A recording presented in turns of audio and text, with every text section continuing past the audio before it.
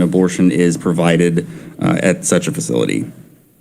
The bill also provides for a civil cause of action in a court of competent jurisdiction against a physician for actual damages, exemplary and punitive damages, and any other appropriate relief to a woman to whom a medication abortion was provided in violation of the section, the father of the unborn child who is subject to the medication abortion, any grandparent of the unborn child if the woman was not 18 years of age or older, would also provide a statute of limitations of 2 years from the date of discovery of the violation or the conclusion of a related criminal case if there is one commenced. The bill also includes provisions for a court to rule whether the anonymity of the woman who is the subject or who is, for lack of a better word, the subject of the proceeding, whether their anonymity should be preserved and shielded from public disclosure in public documents. Madam Chair, that is the provisions of House Bill 2439. I can pause for questions there or proceed if you would like. I think we just take and go through each one of them, and then we'll take the questions from that. Okay. The next on the list, I think, was Senate Bill 219. This bill relates to the Health Care Provider Insurance Availability Act and the definition of healthcare providers for the purposes of the Healthcare Stabilization Fund and coverage requirements under the fund. Specifically, the bill would exclude from the definition of healthcare provider under those statutes any facility where elective abortions, as defined in current law, are performed. And would also require any healthcare provider whose fund coverage has been terminated or who is a facility described in that way and who is excluded from the definition of healthcare provider to maintain continuous professional liability insurance coverage equivalent to that provided by the fund and to submit proof that they have that insurance as required by the Board of Governors of the Healthcare Stabilization Fund. The Senate Bill 219 passed the Senate on final action 26-12. Next, Senate Bill 297 revises the current definition of abortion found in Kansas statutes.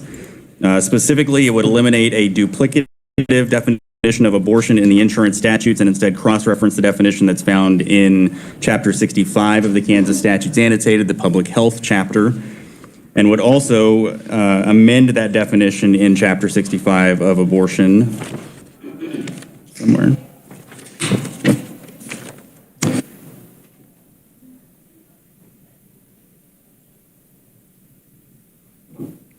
To make it more consistent with the other definitions and statutes, and also excludes from the definition of abortion the prescription, dispensing, administration, sale, or use of any method of contraception, and also excludes from the definition of abortion if the procedure is done with the intent to preserve the life or health of the unborn child, increase the probability of a live birth, remove a dead unborn child who died as a result of natural causes in utero, accidental trauma, or a criminal assault on the pregnant woman, or a procedure to remove an ectopic pregnancy.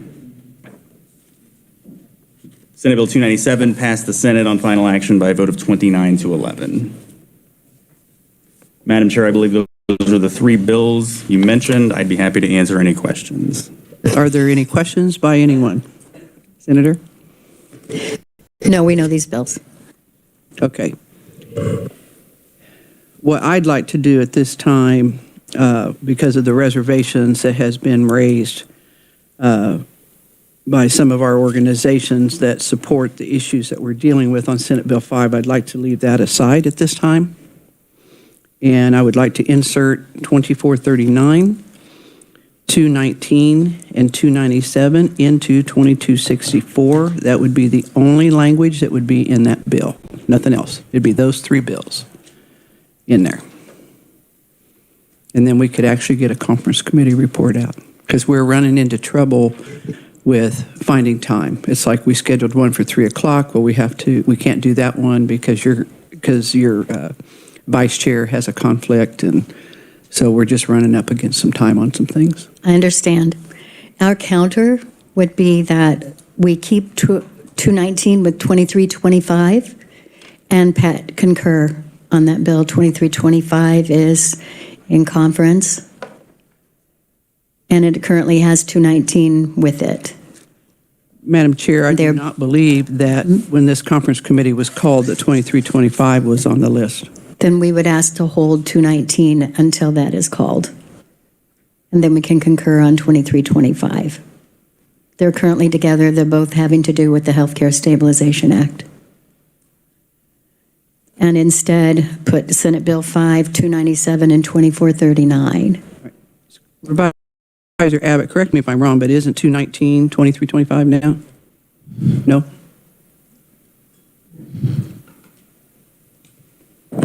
Thank you, Madam Chair. I'll clarify that House Bill 2325 dealt with maternity center homes and added in the contents of 219 dealing with the abortion facilities not being part of the Healthcare Stabilization Fund. So they're not the same. House Bill 2325 has the contents of 219, but Senate Bill 219 does not have the contents of House Bill 2325. Well, I feel somewhat uncomfortable with that because 2325 was not listed, and I'm real big on transparency. So I guess at this time here, Madam Chair, I think the position that we're in is that we conclude our conference committee here. And at this time, I do not see a foreseeable meeting in the future for this conference committee on any bills at all. Thank you. Okay, we're adjourned.